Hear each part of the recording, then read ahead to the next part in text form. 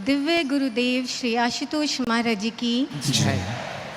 उनके सच्चे दिव्य मिशन की जय। गुरु भाइयों और बहनों,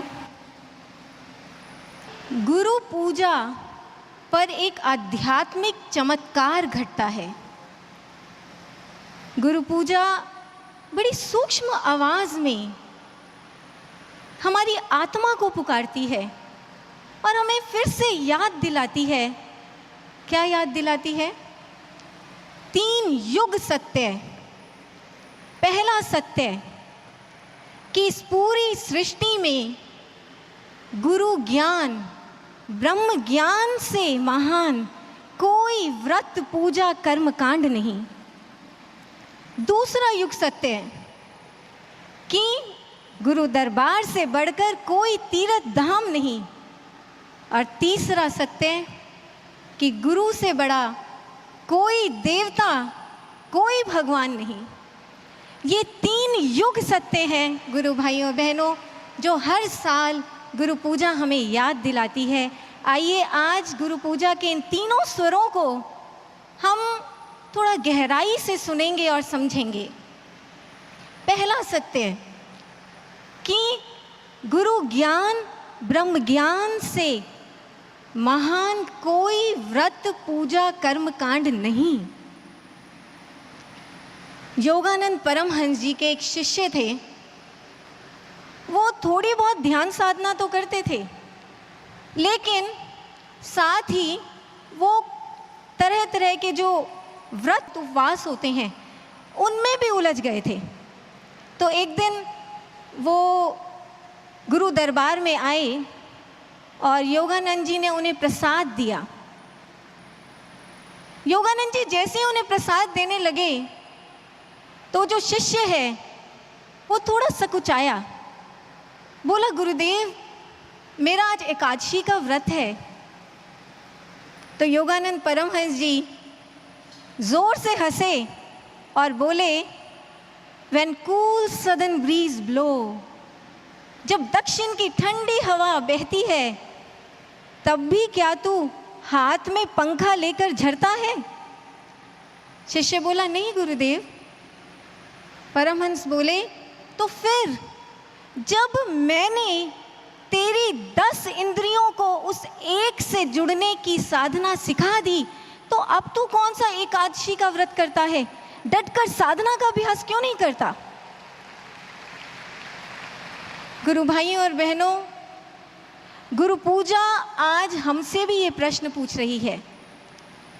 ब्रह्म ज्ञान के मार्ग पर चलते चलते झांके हम अपने जीवन में, कहीं ऐसा तो नहीं हम भी थोड़ा सा ट्रैक से हट गए हैं? महाराज जी ने जो ये ब्रह्म ज्ञान हमें दिया, ये फल है, परम फल। और आपने देखा होगा जब पेड़ पर फल लगता है तो उससे पहले फूल झड़ जाया करता है। और इस संसार में जितने भी ये पूजा, उपासनाएं, व्रत, कर्मकांड, ये सब जो हैं ये फूल हैं। और इस फल को पाने के बाद, ज्ञान के, ब्रह्म ज्ञान के फल को पाने के बाद, अगर हम तब भी इन कर्मकांडों के फूलों को इकट्ठा करते रहें तो ये तो कोई समझदारी की बात नहीं हुई भाइयों बहनों। एक शिष्य था रमन महर्षि का, जिन्हें सब प्यार से कहते थे शास्त्री मामा। शास्त्री मामा का एक पड़ोसी था। वो रोज रोज लड्डू गोपाल जी को भोग लगाता, उनको स्नान कराता और फिर चरणामृत लेकर शास्त्री मामा को देने के लिए आ जाता। शास्त्री मामा अब 2-3 दिन तो उन्होंने उसका मन रखने के लिए बड़े आदर भाव से चरणामृत को लिया और पिया। अब 4थे दिन उनसे रहा नहीं गया। शास्त्री मामा उस पड़ोसी को कहते हैं, बंधु तुम रोज रोज ये दूध दही में चीनी घोल कर मेरे पास ले आते हो, पर जानते हो? शास्त्री मामा गाते हुए कहते हैं, वो कहते हैं, कल कंडू वंगी दुविर गुरु परा कल कंडू। ये एक बहुत फेमस तमिल भजन है रमन आश्रम का। शास्त्री मामा उस पड़ोसी को कहते हैं कि मेरे जो गुरु हैं, मेरे गुरु के जो चरण हैं वो कलकंडू, कलकंडू का मतलब होता है शुगर कैंडीज। मेरे गुरु के चरण शुगर कैंडीज की तरह हैं, मीठे रस से भरे, मीठे रस से भरे वो मिश्री के गोले हैं।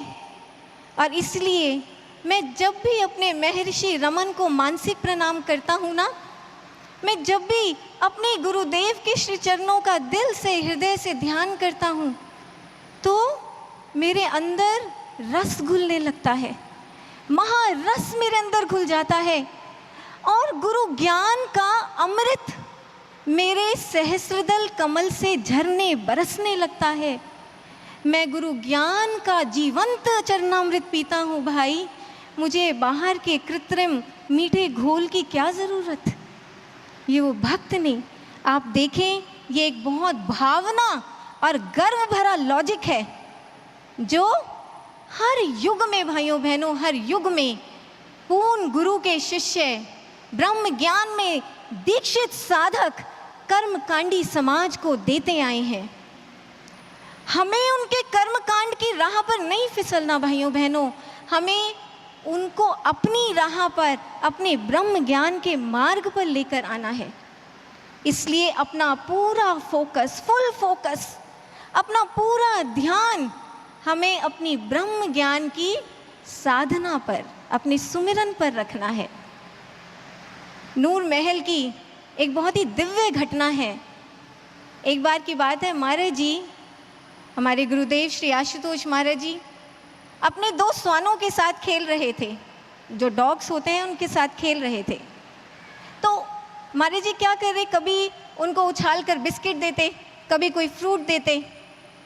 तो उनमें से जो एक स्वान था वो पूरी तरह महाराज जी पर फोकस था, फुल फोकस महाराज जी पर। महाराज जी जैसे कोई प्रसाद उछाल कर देते तो वो एकदम से कूदता और अपने मुंह से उसे पकड़ लेता। उसने एक भी कैच मिस नहीं की महाराज जी की।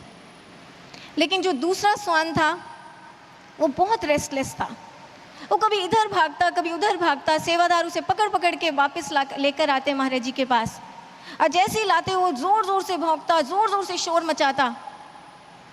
तो जानते हैं, उसने ऐसी अपनी जो रेस्टलेस स्थिति थी उसके कारण कुछ नहीं पकड़ा, कुछ नहीं पकड़ा, सारा प्रसाद नीचे गिरा दिया।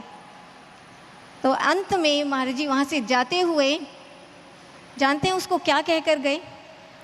महाराज जी उस स्वान की तरफ देखकर महाराज जी ने बोला, महाराज जी ने कहा, तू तो बस भटकता और भागता ही रह गया, शोर मचाता ही रह गया, और वो देख मुझसे क्या क्या लूट कर ले गया। भाइयों बहनों, वो स्वान तो फिर भी एक पशु था, पर हम तो महाराज जी के जागृत शिष्य हैं, जागृत शिष्य। हम ऐसी गलती ना करें, हम ऐसी गलती ना करें, क्योंकि जितने भी संसार में तंत्र मंत्र, पूजा पाठ, व्रत, उपासनाएं, इतने भी कर्मकांड हैं, ये सब शोर ही शोर हैं, इनमें भटकन ही भटकन है। हम इनमें ना उलझें। हम तो सिर्फ सुबह शाम ईमानदारी से रेगुलर अपने ब्रह्म ज्ञान की साधना करें। 2.5 से 4 घंटे का मेडिटेशन शेड्यूल बनाएं हम अपना, और फिर आप देखना, बस इसी से प्रसन्न होकर महाराज जी आप पर क्या क्या लुटा देंगे। महाराज जी कभी कोई झोली खाली नहीं रहने देंगे। ये है ब्रह्म ज्ञान की साधना का, गुरु के ज्ञान का प्रभाव। और इसलिए गुरु पूजा का ये जो पहला स्वर है कि गुरु ज्ञान, ब्रह्म ज्ञान से महान कोई कर्मकांड नहीं, ये एक युग सत्य है। आइए अब गुरु पूजा के दूसरे स्वर को सुनते हैं। गुरु पूजा हमसे कह रही है कि गुरु दरबार से बढ़कर कोई तीर्थ धाम नहीं है। ये सत्य है। शारदानंद रामकृष्ण परमहंस के शिष्य थे। एक बार वो ऋषिकेश घूमने गए, तो वहाँ से उन्होंने अपने गुरु भाई प्रमदा दास को एक पत्र लिखा, एक लेटर लिखा। और भाइयों बहनों, ये जो पत्र था ये ऐतिहासिक पत्र था। 31 दिसंबर 1889 को एक गुरु भाई ने अपने दूसरे गुरु भाई को एक तीर्थ धाम से लिखा था। ये आर्काइव्स में रिकॉर्डेड है। शारदानंद लिखते हैं कि निसंदेह ये जो ऋषिकेश है ये धरती का स्वर्ग है। इसके नॉर्थ और ईस्ट साइड्स पर ऊंची ऊंची पर्वत श्रृंखलाएं हैं, नीचे गंगा बहती है। और मैंने सुना है कि यहाँ महर्षि व्यास जी ने अपने 60,000 शिष्यों के साथ बैठकर तप साधना की थी। पर आगे शारदानंद कहते हैं, प्रमदा दास ये सब तो चलो ठीक है, लेकिन मैं अपने दिल की बात कहूँ, ठाकुर को जानने के बाद, ठाकुर के पास उनके मठ में रहने के बाद, our eyes are spoiled and pampered, हमारी आंखें बिगड़ चुकी हैं। इन्हें कहीं और सत्य दिखाई नहीं देता, कहीं सच्चा अध्यात्म ढूंढने से भी नहीं मिलता। इसलिए प्रमदा दास, मैं अगली ही ट्रेन से वापस मठ लौट रहा हूँ। भाइयों बहनों, ये है एक कंपैरेटिव एनालिसिस, गुरु दरबार वर्सेस बाहरी तीर्थ धाम। और ये एनालिसिस सिर्फ एक सच्चा शिष्य कर सकता है, एक ऐसा सच्चा शिष्य जिसकी आंखें गुरु के दरबार की शोभा को देख देख कर हम कह सकते हैं बिगड़ चुकी हैं। आप जानते हैं महाराज जी के इस दरबार की शोभा को कैसे देखते हैं, उसकी टेक्निक क्या है? ऐसा नहीं कि आप दिव्य धाम के बस एक कोने से यहाँ से घूम कर चक्कर लगा लें दूसरे कोने तक तो हो गया गुरु दरबार की शोभा का दर्शन। नहीं, वो तो ऐसा होगा जैसे you have witnessed only the tip of the iceberg. गुरु के दरबार की विराट शोभा का अगर साक्षात्कार दर्शन करना है भाइयों बहनों, तो ब्रह्म ज्ञान की दीक्षा लेने के बाद आप इस दिव्य धाम के किसी भी बेशक एक धूल भरे कोने को चुन लें, आप दिव्य ज्योति जागृति संस्थान के किसी भी आश्रम के एक कोने में बैठ जाएं और बैठकर आंखें बंद करके ध्यान लगाएं, तब होता है आपको गुरु दरबार की शोभा का दर्शन। इस दरबार में भाइयों बहनों, आप विश्वास मानिए, परम अलौकिक तरंगों की आंधी चलती है, आंधी चलती है। डिवाइन वाइब्रेशंस का पूरा एक नेटवर्क, एक जाल बिछा हुआ है इस गुरु दरबार में। और ये तरंगे, ये वाइब्रेशंस हमें खुली आंखों से नहीं दिखाई देती हैं, आंख बंद करते ही इनका प्रभाव पता चलता है।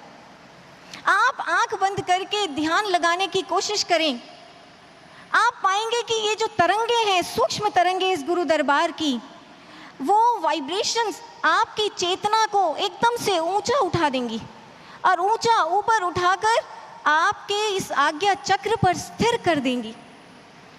आप ये एक बार एक्सपेरिमेंट करके देखिएगा। लोग काशी धाम के लिए ग्रंथ कहते हैं कि काशी में जब मृत्यु होती है तो आत्मा हमारे शरीर को छोड़कर ऊपर की दिशा में यात्रा करती है। लेकिन गुरु भाइयों और बहनों, ये गुरु का धाम, हमारे महाराज जी का धाम, तो ये ऐसा काशी है जहाँ जो जीते जी हमारी आत्म चेतना को ऊंचा उठा देता है, ऊपर की यात्रा कराता है। ऐसा काशी धाम और कहाँ मिलेगा? और सिर्फ आत्म चेतना का ही नहीं, ऐसा नहीं कि हमारी सिर्फ आत्म चेतना ऊंचा उठती है, हमारे विचार, हमारी मानसिक अवस्था, हमारी मेंटल स्टेट, वो भी अपलिफ्ट होती है। रामकृष्ण परमहंस के एक और शिष्य हुए हैं स्वामी शिवानंद। 1892 में उनके फादर की डेथ हो गई और कहते हैं उस समय वो बहुत घोर डिप्रेशन और अवसाद के बड़े दर्द भरे दौर से गुजरे। तो उस समय किसी ने उन्हें सजेस्ट किया कि आप ऐसा करें, आप कोई तीर्थ यात्रा पर हो आए, एनवायरनमेंट बदलेगा तो आपको अच्छा लगेगा। तो अब देखिए, ये शिष्य अपने लिए कौन से तीर्थ का चयन करता है। शिवानंद चारों धाम छोड़कर पहुंच गए कमरपुकुर।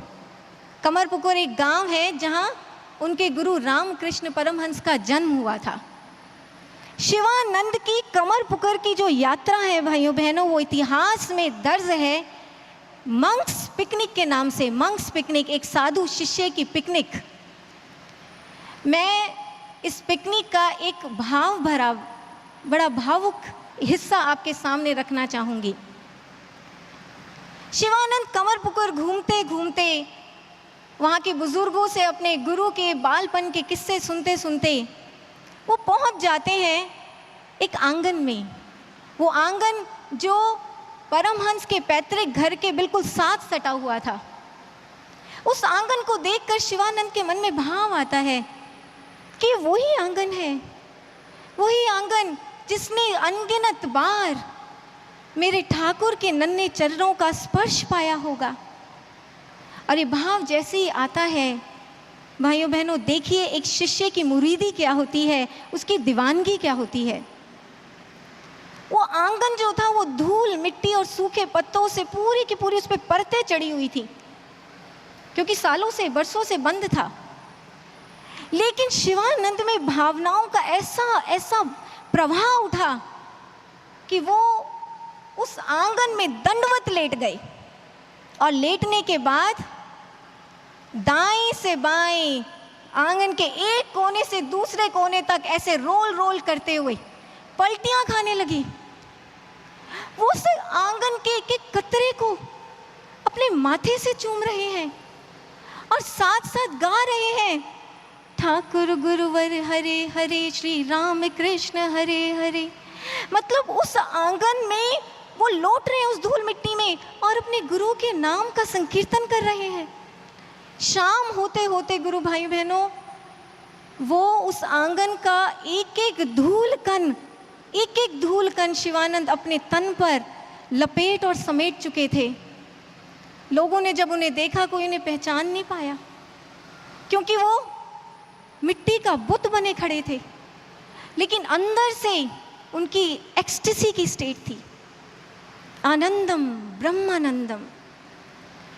अंदर एक ऐसी अद्भुत खुशी थी जो नशा बनकर मन पर छाई थी। सारा डिप्रेशन धुल चुका था भाइयों बहनों, सारा डिप्रेशन धुल चुका था। तो भाइयों बहनों, ये थी एक शिष्य की पिकनिक, एक शिष्य की पिकनिक अपने गुरु के तीर्थ धाम में। भाइयों बहनों, महाराज जी का भी ये जो धाम है, महाराज जी का गुरु दरबार, ये भी तीर्थों का तीर्थ है। यहाँ का एक एक धूल कण, यहाँ की हवाएं बड़ी सूक्ष्मता से हमारे मन पर काम करती हैं, मन पर। और ये बात मैं आज आपको अपने एक निजी अनुभव के आधार पर कह रही हूँ। बहुत साल पहले की बात है, हम पीतमपुरा आश्रम महाराज जी के दर्शन करने के लिए गए। तो जब वहाँ पहुँचे तो हमने भैया के थ्रू अंदर मैसेज पहुँचाया कि महाराज जी को प्रणाम करना है, लेकिन महाराज जी ने नहीं बुलाया। तो हम वहीं आश्रम में, जो पीतमपुरा आश्रम में महाराज जी का कक्ष है, उसके ठीक सामने जो लॉबी है, वहाँ बैठकर हम इंतज़ार करने लगे। 1 घंटे बाद फिर से मैसेज पहुँचाया, लेकिन महाराज जी ने फिर नहीं बुलाया। क्यों नहीं बुला रहे थे महाराज जी? क्योंकि दर्शन करने की मानसिक अवस्था नहीं थी। उन दिनों काम का बहुत प्रेशर था और मानसिक अवस्था बिल्कुल, जिसे कहते हैं ना, बाहरी संसारिक, मैकेनिकल, बहुत सारे विचार मन में चल रहे थे। लेकिन अब क्योंकि 2 बार मैसेज पहुंचाने के बाद भी महाराज जी ने नहीं बुलाया, महाराज जी ने प्रणाम करने की आज्ञा नहीं दी, तो मन को झटका लगा। अब ऐसे में साधना सुमिरन की कोशिश शुरू हुई। बीच बीच में मन से प्रार्थना निकलने लगी और महाराज जी को नमन अंतर से हो रहा है।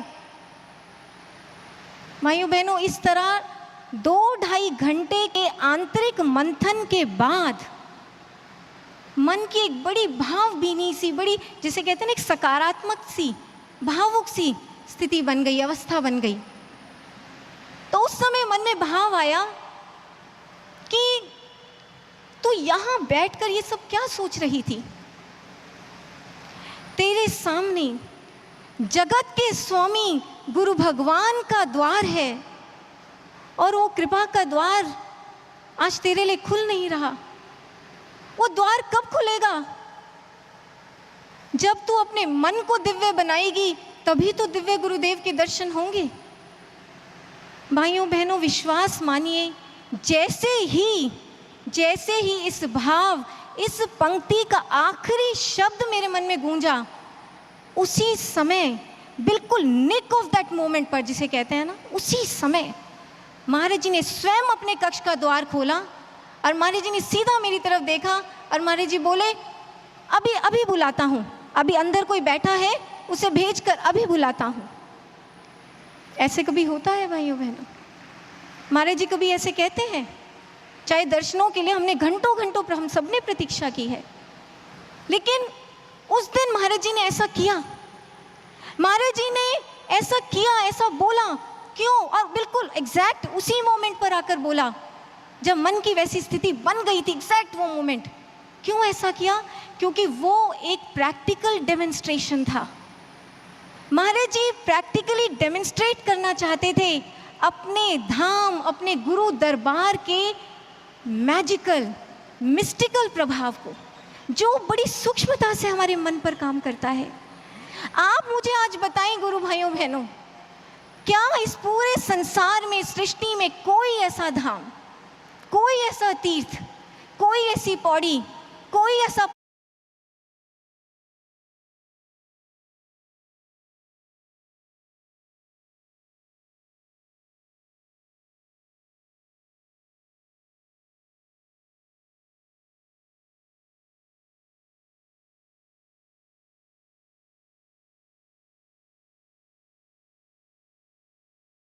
पहाड़, कोई ऐसी गुफा, कोई मंदिर की ऐसी चौखट है जो आपको अपनी गोद में बड़े प्यार से बिठाती है और बिठाकर आपके मन को बदलने को मजबूर कर देती है, आपके मन को दिव्य बनने को मजबूर, विवश कर देती है? नहीं है। और इसीलिए गुरु पूजा का ये स्वर